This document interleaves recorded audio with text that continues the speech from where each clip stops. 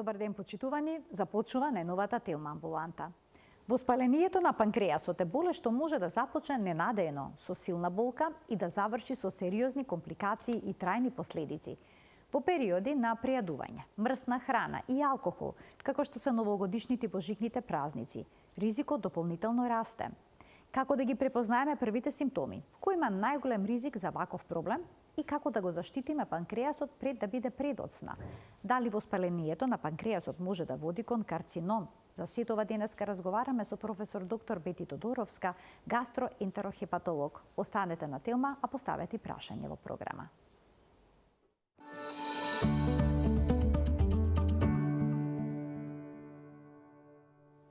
Во денешната Телма амбуланта зборуваме за воспалението на панкреасот со професор доктор Бети Тодоровска, гастроентерохепатолог од Универзитетската клиника за гастроентерохепатологија.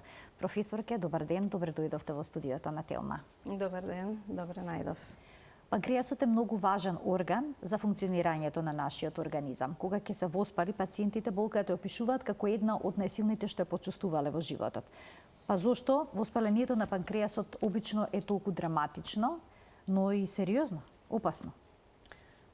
Да, воспалението на панкреасот представува една сериозна состојба и ние како лекари секогаш многу сериозно му пристапуваме, бидејќи никогаш не можеме од самиот почеток да знаеме во која насока ќе се движи опоравувањето на самиот пациент, бидејќи постојат полесни форми на панкреатит, кога зборуваме за акутен панкреатит, меѓутоа има и една тешка форма која што ја нарекуваме некротичен панкреатит, која за жал кај одреден пациент може дури и да заврши летално, односно со смртен исход. Затоа и третманот на овие пациенти треба да биде секогаш во хоспитални услови, да не биде во домашни услови, да не ги занемаруваат симптомите, иако болката која што се јавува навистина е премногу силна и вообичаено веднаш пациентите бараат лекарска помош.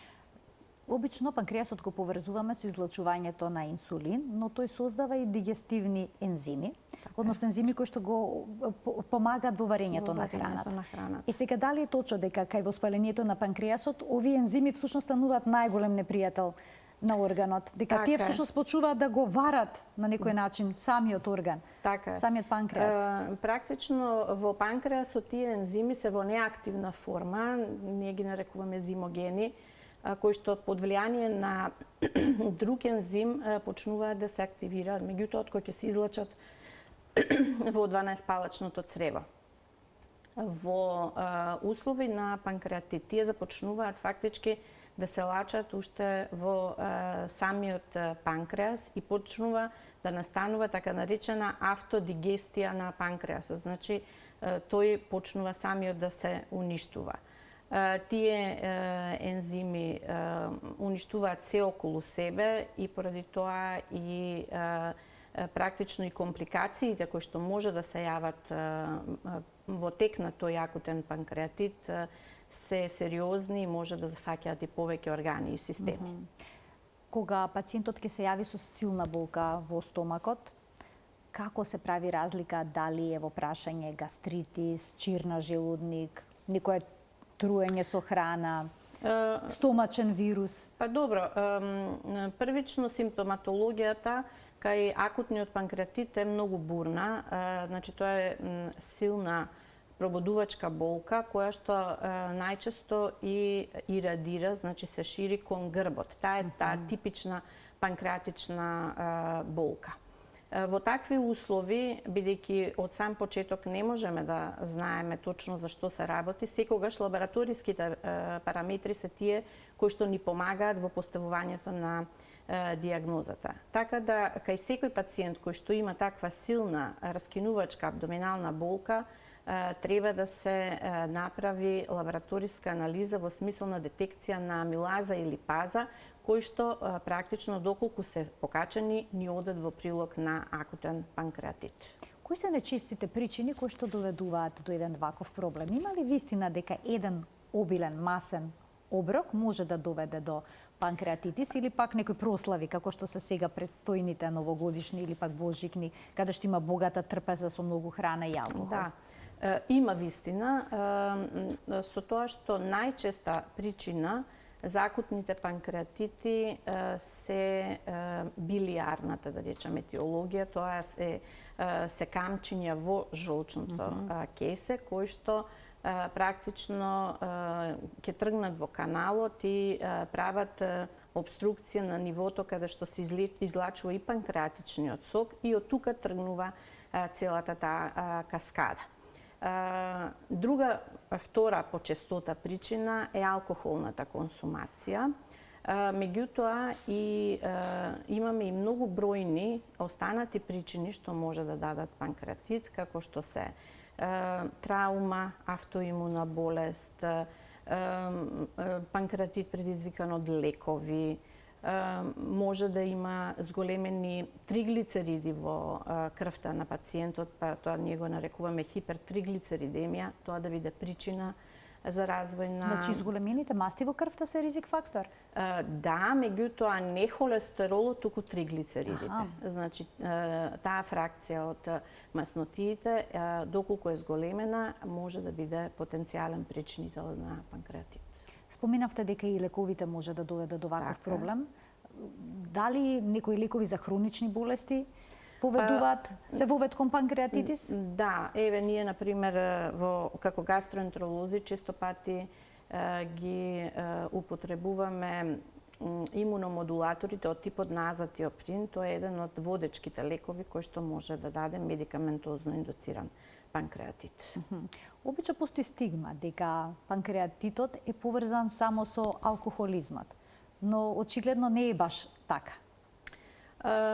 Не е секогаш тоа така. Ви кажав дека најчесто билиарната етиологија е таква што е водечка за акутните панкреатити, меѓутоа кога ќе говориме за хронични панкреатити, кај нив веќе алкохолот е број 1 како причинител. Значи има акутни и хронични така. Состојби кога зборуваме за панкреасот. Да. Која е разликата помеѓу акутниот напад и хроничната болест на панкреасот, хроничното воспаление на панкреасот? Значи, кај акутниот панкреатит, она што спомнавме, кога настанува активација на тие ензими во самиот панкреас, кога започнува таа автодигестија, практично тоа е она што се случува акутно за прв пат, да речеме, во организмот. Најчесто е за прв пат. Некогаш може да се случат и повторувачки така наречени акутни панкреатити. Меѓутоа, кај хроничниот панкреатит веќе имаме сосема друга патофизиологија. Значи, тамо алкохолот постојано прави деструкција на тие ацинарни клетки на панкреасот и практично тој веќе започнува да нема активно функционално ткиво во однос на лачење и на ензими и на инсулин, преминува во фиброзно ткиво кое што е афункционално и како резултат на тоа после се случуваат и други компликации кај хроничниот панкреатит, па дури и ризик од развој на карцином на панкреас. Значи тоа е најчестиот страв кај пациентите, дали воспалението на панкреасот води кон карцином. Хроничното воспаление може да води. Акутното воспаление тоа настанува во моментот и после доколку се опорави организмот, се опорави пациентот, нема ризик од појава на карцином. Меѓутоа, кај хроничните панкреатити, да, бидејќи тоа е една хронична инфламација, хронично воспаление, а секоја хронична воспалителна состојба фактички може да биде тригер понатака за преод кон карцином. Така да ние овие пациенти со хроничен панкреатит секогаш треба будно да ги следиме, бидејќи кај нив освен што имаат понекогаш епизоди на екзацербација на состојба, тоа значи влошување на симптомите со потенцирање на симптомот на болка или пак со потенцирање на симптом на таа така наречена ендокрина и екзокрина инсуфициенција, односно недостаток на лачење и на инсулинот и на панкреатичните ензими, ризикот од малигнизација е висок и практично она следење со компјутеризирана томографија или евентуално магнетна резонанца е особено важно за да направиме дистинкција дали се работи само за хроничен панкреатит или веќе имаме тука малигнизација. Овие пациенти имаат и вообичаено се послаби, значи имаат пониска телесна тежина. Иако дополнително ни дадат податок дека почнуваат да слабеат, секогаш треба тој аларм да се уклучи за да ги проследиме дали не се крие евентуално малигнизација. А чувствуваат ли тие болка кај хроничниот панкреатитис? Тие немаат таква силна болка како кај акутниот панкреатит, меѓутоа тоа е повеќе една хронична болка, тиштечка, која што се рефлектира исто така во грбот, но не со таков интензитет како кај акутниот панкреатит. Дали хроничниот панкреатит е поврзан со конзумација на алкохол? Да, секогаш? тој е поврзан во многу голем процент, да. Има и други состојби што може да дадат хроничен панкреатит, меѓутоа алкохолот е број 1. А од другите состојби, да речеме вирусни инфекции, може да доведат до една ваква состојба? Па вирусните инфекции и не толку. Може евентуално акутно да го афектираат. Има вируси од типот на цитомегаловирус и така натака, кој што, меѓутоа тоа ние во секојдневна пракса реално многу ретко го гледаме. Ќе ги вклучиме гледачите, почитувани од тој момент емисијата е контактна, слободно можете да поставите прашање на денешната тема, а тоа е воспалението на панкреасот, една сериозна здравствена состојба. Споминавте дека кај акутниот панкреатитис се советува болничко лекување на пациентот. Што тоа вклучува? Па пред се на почетокот во акутната фаза првен исклучуваме орален внес на храна за да нема стимулација дополнителна за лачење на ензимите. Меѓутоа тој прекин на орален внес на храна не треба долго да трае, односно не треба да се исцрпи организмот. Би требало веќе после 72 часа постепено да почнеме да вклучуваме храна доколку толерира пациентот. Некогаш ни се случува да има постојани болки, значи да не се смирува воопшто, да има активност и ензимска, значи тие амилази да се постојано високи во крвта.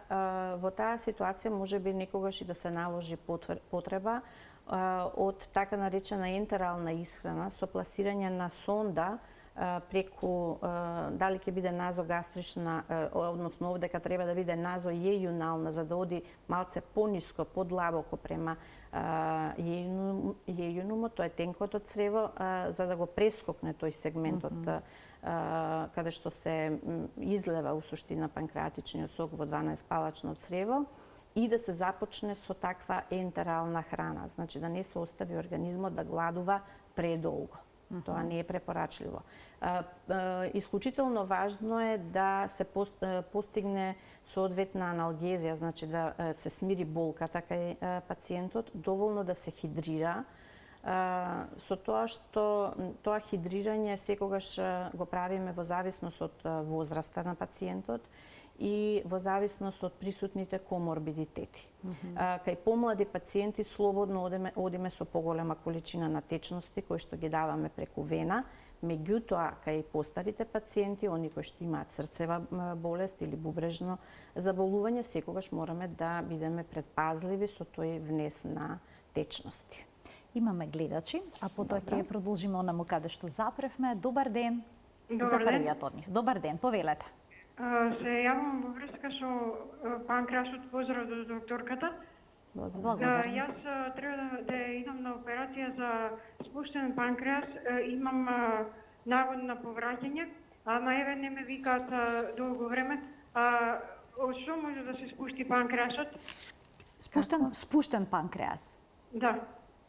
Спуштен панкреас. Спуштен панкреас. Да, не има нешто и дополнително покрај спуштениот панкреас? Не, нема ништо, све е уред, бев на гастро 2 пати и ми рекоа дека во лигавицата е навлезен панкреасот. Во лигавицата Тоа навлезен е панкреас. аперентен панкреас. Аха, Значи, добро, тој се ви наоѓа на благодарам за друго вклучувањето. место. Така, Да. појаснете ни, професорке, за што се работи. Да, тоа е аберантен панкреас кој што може да биде присутен клетки фактички од панкреатично ткиво да се најдат во друг орган и може понекогаш да прават проблеми. Повраќањето вообичаено се случува кај пациентите кои што имаат, да речеме, компликација после акутен панкреатит, формирање на тие како псевдоцистични колекции кои што прават притисок кон 12-палачното црево и тогаш се јавуваат тие повраќања и неможност за внес на храна кај пациентот соодветна. Така да, во однос на ова, мислам, тоа е веројатно со хирурзите договор што треба да ја повикаат за третман. Тука ние не можеме многу да влијаеме. Уште еден гледач ке вклучиме. Добар ден. Добар ден. Во програма сте, повелете. Ве слушаме одлично, само следите го разговорот преку слушалката. Намалите го тонот на телевизорот. Океј, ве слушам, ама ми се меша друг пациент. Не, вие зборувате, веројатно ви е вклучен тонот на телевизорот. Намалите го. Исклучен е кај. Така, добро, ве слушаме одлично. Океј, очекуваме прашањето. На тоа што се вклучи покасно, не ја слушнав добро докторката што има кажано, меѓутоа имам две прашања. Едното гласи вака: на ехото панкреас ми кажуваат дека имам преструктуриран панкреас. Што значи дека јас лаички го разбирам дека не е права густина, не верувам дека се зголемили или намалили, меѓутоа докторката ќе ми каже. А второто прашање е зошто ме боли и што ме боли мене под левото ребро. Оти сите се на десна страна. Сите доктори ми викаат дека е диафрагма, што бев. Сега ќе ве молам вие што ќе ми кажете, докторка. Така, ви благодарам за вклучувањето, да немавте уште никое прашање. Па не, добро. Така, ви благодарам уште за вклучувањето, повелете. Вака, тој преструктуриран панкреас кој што го опишуваме на ултразвук иде веќе во прилог на хронично променет панкреас и болките може што ги чувствува пациентката под лев ребрен лак токму да потекнуваат и да се поврзани со тој хроничен панкреатит. Во вакви услови треба да се види дали евентуално пациентката има и проблеми со столицата, бидејќи кога ќе настане таа екзокрина инсуфициенција, која што ја спомнав и претходно, значи недостаток на лачење на тие панкреатични ензими, може да се јави проблем со столицата, да стане таа пообилна, потечна, масна, смрдлива, леплива за шолја.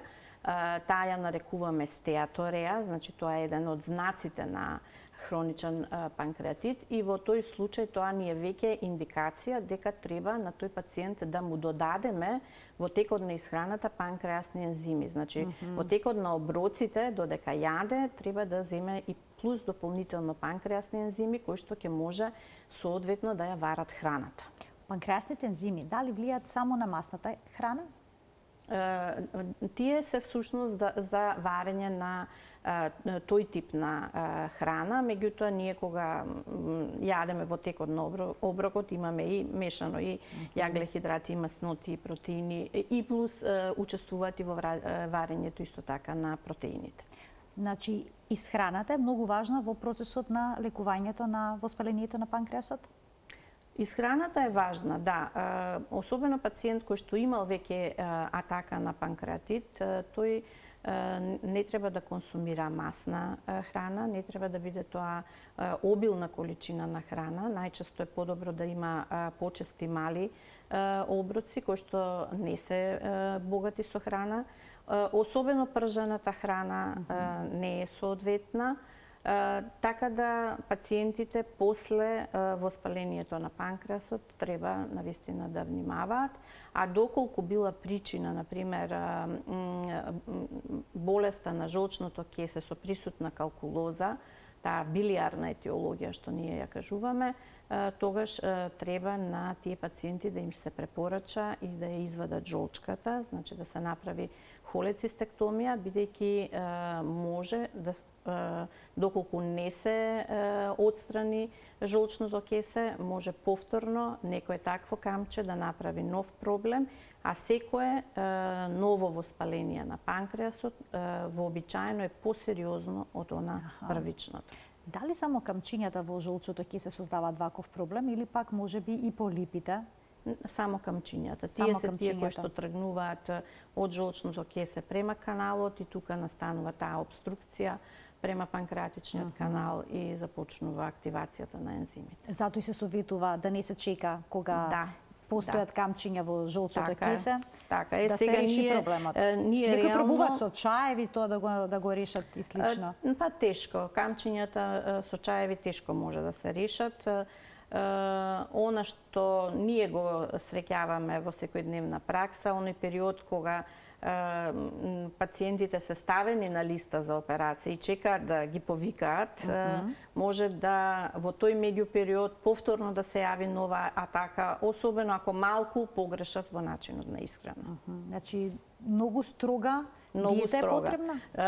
Па да, особено на почетокот, кога ќе ги пуштиме од болница, мислам, нас што ни се случувало, ќе отидат дома и дома, за да го закрепнат нели, болниот, ќе му направат пилешка супа со пиле, од пиле со кожа, со се. Тоа е толку масно да они сметаат дека добро му прават нели, на својот член од семејството, меѓутоа тоа после е нова провокација за нова атака и за кратко време знае такви пациенти повторно да ни се вратат за некој ден во Значи, пилешката чорба, односно супа, не е лек за се, како што постуверување. Апсолутно треба да се избегнува. Така, еве кога веќе споменавте пилешката чорба е на црната листа. Има ли продукти кои што строго ги забранувате и продукти во исхраната кои што ги препорачуваат, односно се препорачливи? Значи, на почетокот ние даваме прилично рестриктивен тип на исхрана. Започнуваме од кога воведуваме храна кај пациентите, чај, двопек, значи да видиме како ќе реагира, дали на таа храна која што е навистина многу едноставна, повторно ќе добијат болка или не. Доколку немаме реакција во смисол на болка, тогаш преминуваме малце на пошироко варен ориз, варен компир, значи нешто што е навистина лесно. После дома може да преминат и пошироко на јогурт, на кисело млеко. Меѓутоа, се што е пржено треба апсолутно да се заборави во тој момент и ова што ви кажав, значи најголемите грешки ни се прават со овие супи. Со супата. А кои се најголемите грешки односно најголемите стравови, сакам да прашам на пациентите кога ќе се вратат дома? Се плашат ли да не им се повтори нападот? Па Се дефинитивно. плашат ли понекогаш да стават залак во уста?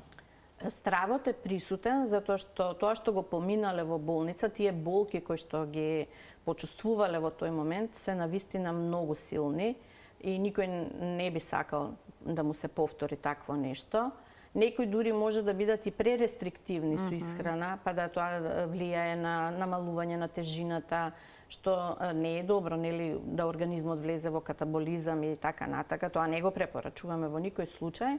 Меѓутоа, внимание точно на артиклите кои што се употребуваат во исхраната, тука треба да биде фокусот ставен. Алкохол, предпоставувам дека не сме ни капка понатаму. Да. Така. Сега, што значат честите повторувања на панкреатитисот за панкреасот?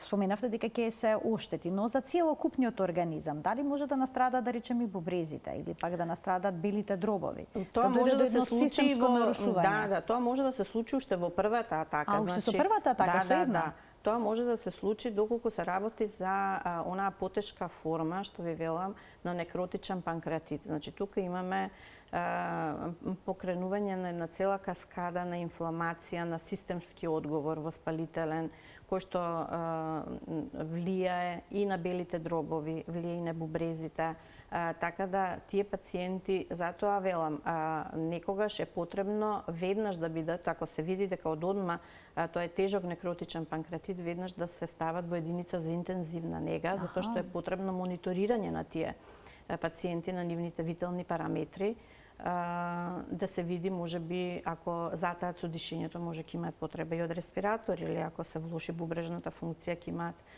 дури потреба од диализен третман. Значи сето тоа ние сме го гледале во фаза на такви тешки акутни некротични панкреатити. И вакво нешто може преку ноќ да се случи без никаква најава претходна? Да, буквално без никаква најава.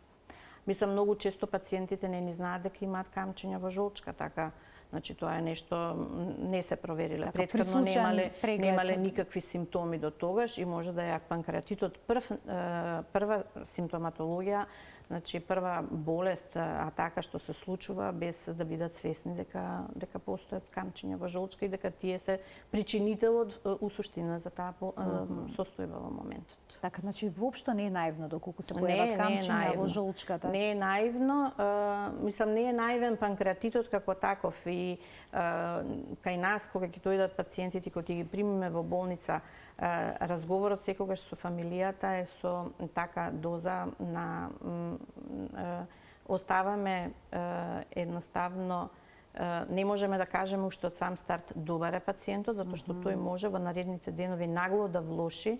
Не можете прогнозата да дадете? Прогнозата апсолутно од сам старт ви велам се оградуваме од тоа да кажеме како ќе се одвива понатака состојбата. Тоа е речиси и за сите други болести, меѓутоа кај панкреатитот е особено изразено, бидејќи тука имаме често и млади пациенти, значи зборам на 20-30 годишна возраст, 40 годишна возраст, кои што може да идат под слика на тој некротичен панкреатит и тука е навистина неизвестна ситуацијата како ќе биде исходот на крај.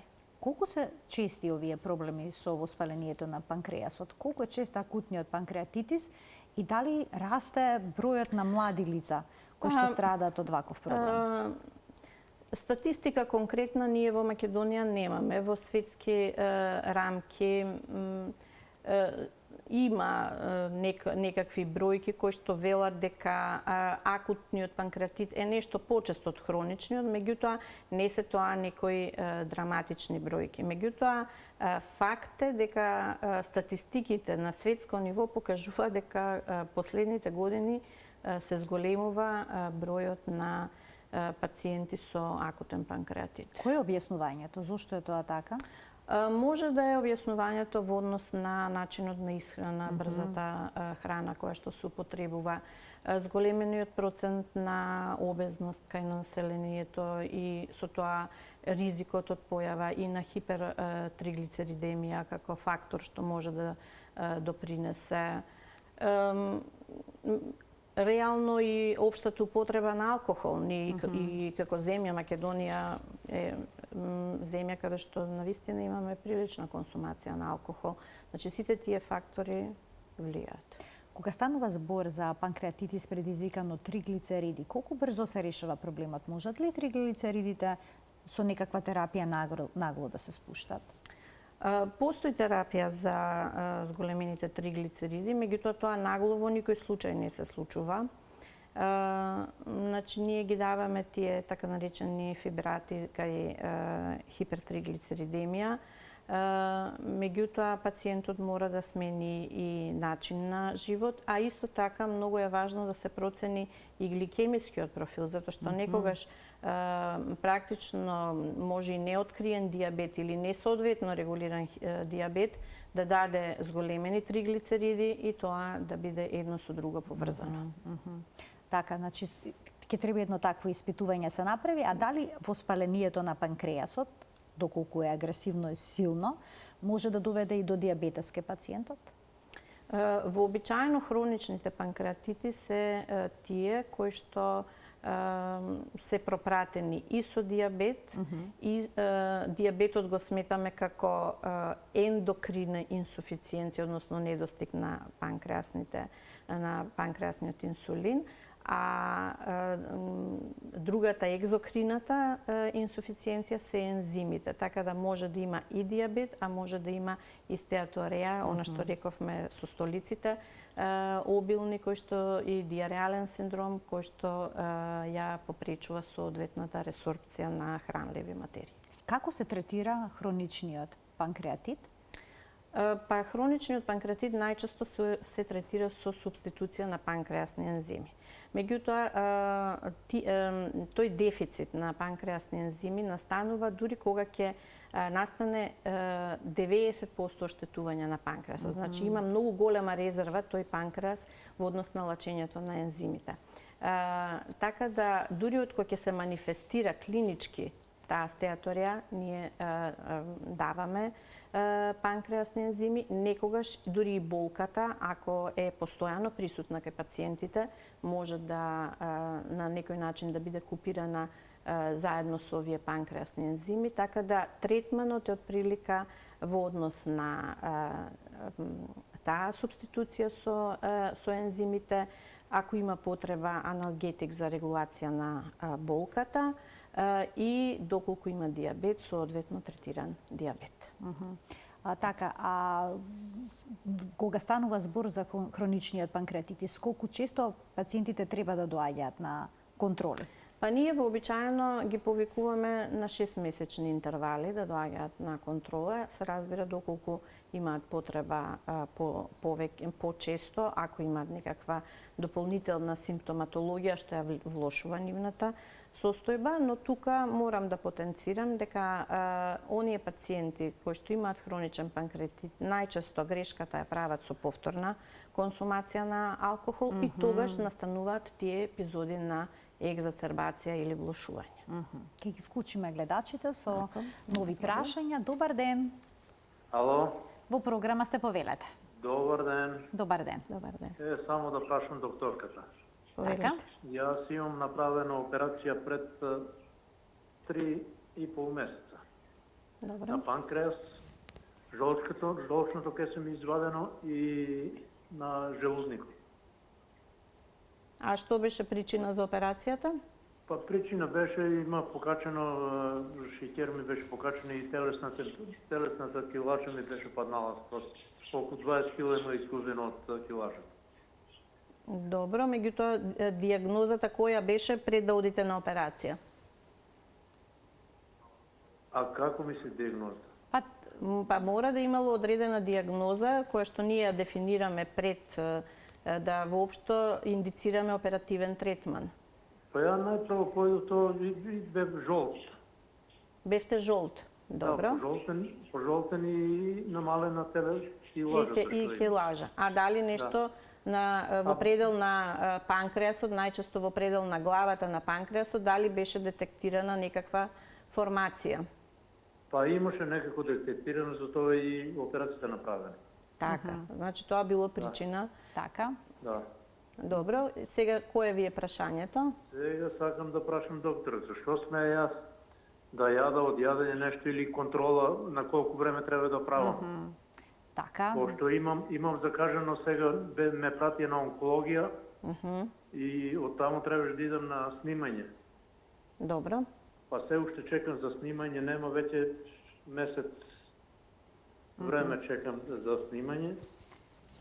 И не знам што се случува таму со тоа снимање. Неколку пати бев во Скопје, прашав, рече ти се јават, а се уште нема да се јават и не знам што е причината. Така, ви благодарам за вклучувањето во програма. Што би можеле да советувате, професорке, во овој случај? Добро, кај пациентот е направена таа опсежна операција која што е најсложена во абдоминалната хирургија, таа випол операција, поради тој туморски субстрат што го имал на панкреасот, потоа е упатен на онкологија. Постоперативно потребно е редовна субституција со ензими, бидејќи практично е отстранет најголемиот дел од панкреасот и тие мора дополнително узобрако да ги добива за да може да се ресорбираат хранливите честички. Оние контроли кои што практично сега ги спроведува пациентот на онкологија содржат во себе и редовно следење со компјутеризирана томографија, веројатно е тоа снимање кое што го чека и практично сега ќе треба да биде превземен од страна на онколозите за понатамошен. А во однос на исхраната, доколку е отстранет дел од панкреасот, дали треба исто така да се спроведува одредена диета? Па да, тие препораки важат и за кога имаме хирушка ресекција на панкреасот, така да препораките остануваат и за оваа група на пациенти, но кај нив задолжително оди таа субституција со ензими. Така, субституција со ензими. Ќе слушнеме уште еден гледач. Добар ден. Добар ден. Повелете, во програма сте. Мене ми е прашањето до докторката да ја прашам дали панкреасот може да се лечи ефикасно со билки, билни чаеви, например како црно семе, маслача кон аглуварче, што го имаме ние во Македонија, често се користи коренот, или па карамфилче, анис, чајот од анис, дали може да помогне и колку може да помогне. И дали, знам за црниот дроб дека се регенерира природно, ама за панкреасот не ми е јасно тоа и за тоа сакам да ми одговори докторката на тоа. Колку подолго време да се користат тие билни чаеви. Така, ова е едно убаво прашање кој што беше предвидено во нашиот концепт. Што е со природните препарати, професорке? Дали тие може да помогнат во лекувањето на панкреасот? Значи, оние гайдлайнси ние кои што ги користиме, не постои препорака за користење на билни чаеви, така да тоа не можам апсолутно да кажам дека е препорачливо. Во однос на регенеративната способност на панкреасот не можеме апсолутно да ја споредиме со таа на црниот дроб. Значи тука сите промени кои што настануваат се дефинитивни, се трајни, така да тука способност за некоја регенерација не постои. Но кога ќе разберете дека одреден пациент пие чај, што му советувате, да продолжи или да самиот да процени дали има бенефит од тој чај. Ако почувствува подобрување, зошто да не? Да, така. Ни престојат новогодишни и божикни празници. Дали во овој период од годината имате почесто пациенти со акутен панкреатит, односно со акутно воспалување на панкреасот? Да, празниците се период кога сите сме некако повеќе насочени кон трпеза, богата трпеза со многобројни артикли и па тука следува и масна храна, така да факт е дека во период на празници има зголемен број на пациенти со акутен панкреатит.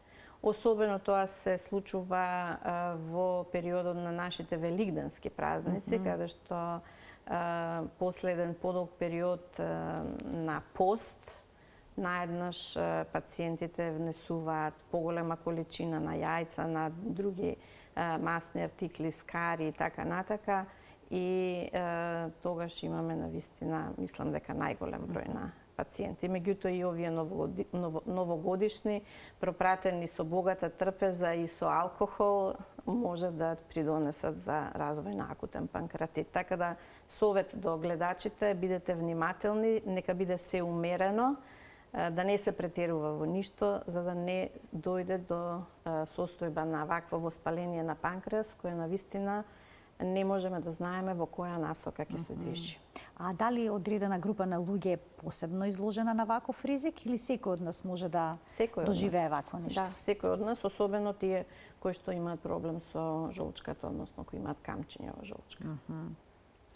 Јас ви благодарам многу за вашето денешно гостување во Телма амбуланта. Се разби еден мит дека воспалението на панкреасот е поврзано само со консумацијата на алкохол. На прво место очигледно е проблемот со жолчката и со жолчните камчиња. Затоа овој проблем да се реши што поскоро, за да не дојде до сериозни компликации со важниот орган како што е панкреасот. Така, ви благодарам и на вас. Драго ми беше што денеска бев во вашата емисија и веројатно допринесов и да на гледачите им одговориме на дел од нивните прашања. На следното ваше гостување ќе зборуваме, се надевам, за замастен црн дроб. Добро, и тоа уште една така честа состојба која што бара разрешување на некои дилеми. Почитувани, ви благодарам и вам што денеска бевте дел од Телма амбуланта. Ви посакувам пријатен ден.